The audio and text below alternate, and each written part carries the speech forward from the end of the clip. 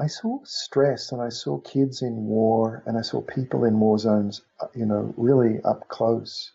And in the Simplicity Parenting book, I write about my surprise when I came back to the West and I started to study this stuff, do post-grad study and started studying it. And I had this little counseling practice. But through the doors were coming kids who looked stressed, they looked nervous, they looked jumpy, they looked hypervigilant, they were over-controlling, just like the kids in Cambodia, that I'd just left. And Mm-hmm. these kids looked like they were coming from war zones, only they were coming from regular homes.